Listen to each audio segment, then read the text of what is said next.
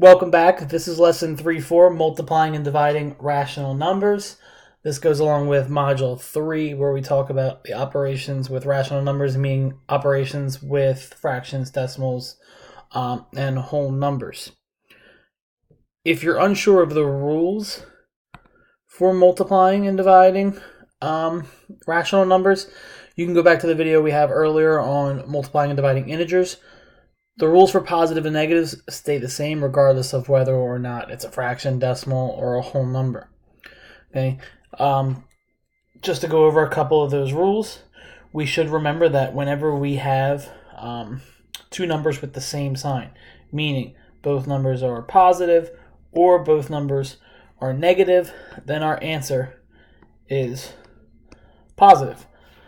But if we have two numbers with different signs, meaning one is positive and one is negative, our answer comes out to be negative. So we're going to perform the operation, whether it's multiplication or division, just like we would before. We're just going to make sure we check our signs to see whether or not the answer is a positive or a negative number. Let's take a look at a couple examples. Our first example says Gina hiked down a canyon and stopped each half mile to rest. If she stopped 4 times, how far did she travel?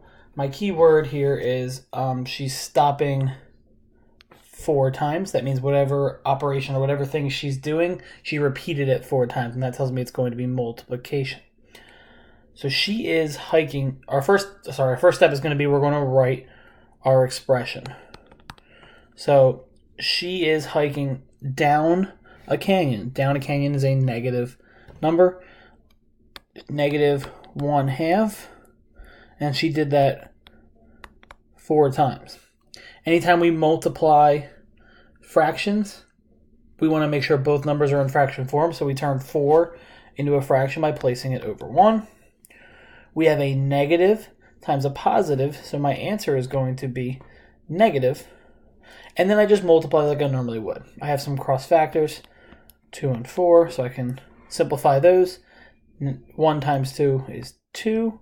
1 times 1 is 1. It's negative 2 over 1, which simplifies to negative 2. So just determine your sign, then go back and multiply or divide depending on what they're asking you to do. Let's take a look at a second example. This second example is a straight multiplication problem. Negative 2 multiplied by negative 3.5. Remember that if there's no sign between two numbers, like I have right here, that tells me that I'm going to multiply. So even if it didn't say multiply that, I would know based off of what it says that I'm going to do multiplication. So the first thing I'm going to do is write my expression. Negative 2 times 3.5. Whenever we multiply numbers, we put the one with the greater amount of digits on top. That means that we'll have to add less placeholder zeros, and it'll make our multiplication a little bit easier. So even though it says negative 2 times negative 3.5, I can rewrite it as negative 3.5 times negative 2. We determine our sign. We have negative and a negative, so we multiply a negative negative, we get a positive number. And then we just multiply. 2 times 5 is 10, carry my 1. 2 times 3 is 6, plus 1 is 7. I have 1 decimal place, so I move it over 1 place, put my decimal in. 7.0, which is actually just 7.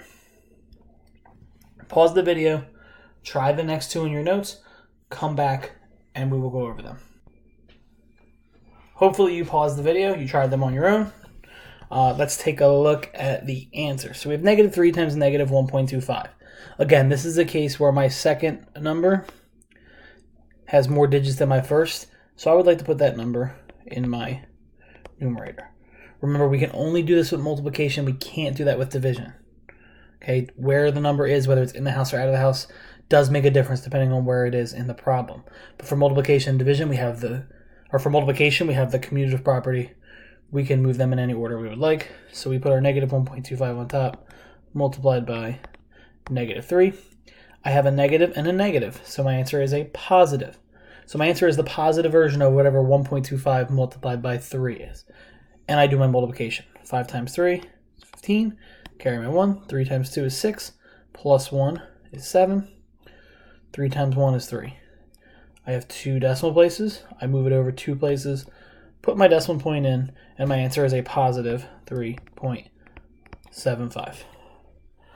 In the second problem, I look at my signs. I have a positive in my first number, negative in my second number, so my answer is going to be a negative. I can put the negative right in my answer already. Then I want to multiply 3.4 times 2. Again, the one with more digits, put it on the top. Makes your multiplication a little bit easier. It works either way. We just don't have to add in placeholders.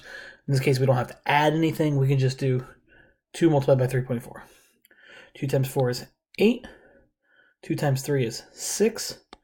I have 1 decimal place. I move it over from the right 1 decimal place, put in my decimal point, and it is 6.8. So my answer to 2 times negative 3.4 is negative 6.8. Let's take a look at a couple examples now where we use some division.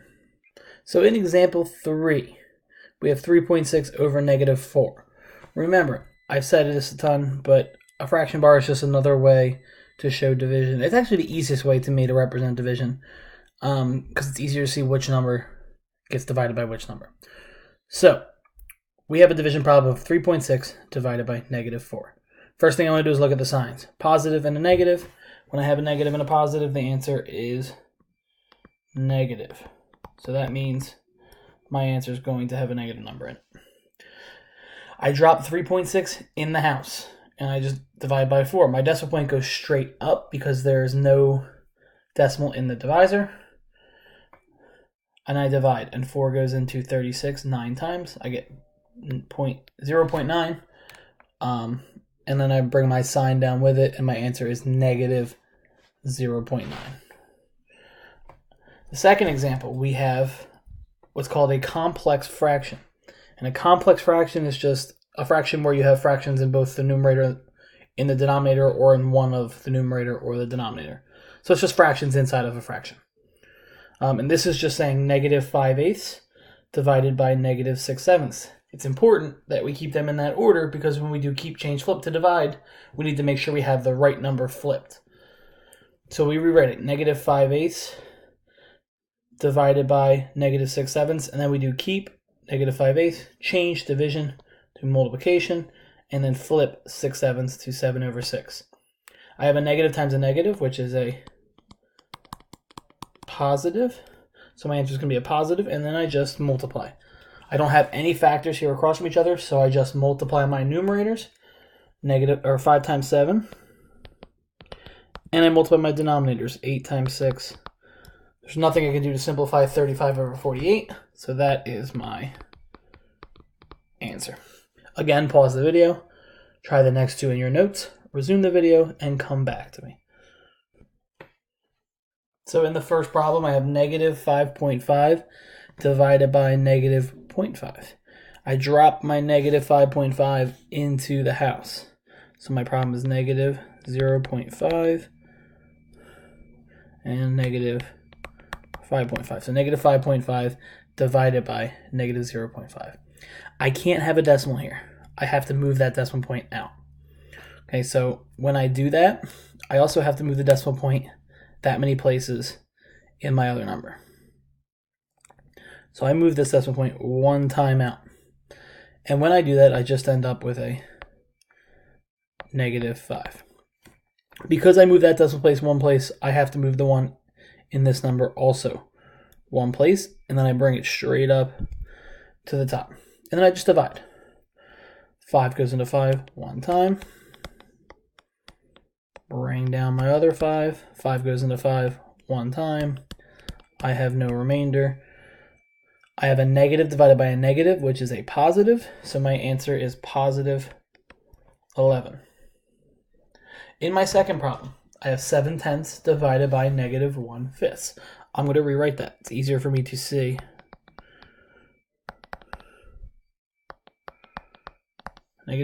Positive 7/10 divided by negative 1/5. I want to do keep, change division to multiplication, and then flip 1/5 to 5/1. I have some cross factors here. Make my multiplication a little bit easier. 7 times 1 is 7. 2 times 1 is 2. I have a positive times a negative, so my answer is negative. So I can say either negative 7 over 2, or I can turn it into a mixed number. 2 goes into 7 3 times. There's 1 left over, so it would be negative 3 1/2. Okay, so now we're going to take a look at a problem where we have 3 or more numbers that we're either going to multiply or divide. Let's take a look at an example. So when I have a problem like this, I can actually just multiply from left to right. Or I can multiply them in any order that works the easiest for me. First thing you can do is you can look at your signs. I've said before, if you have an odd number of negative signs, your answer is negative. If you have an even number, your answer is positive. Because if you have an even number of negative signs, you'll have a matchup every time of a negative and a negative, which will make a positive. Okay, so in this problem, I have 3 numbers. They're all negative. So it's like a negative times a negative, which is a positive. You take that positive, multiply it by a negative, and your answer is negative. And then you just multiply from left to right. 2/3, 1/2. You multiply them, you get 1/3.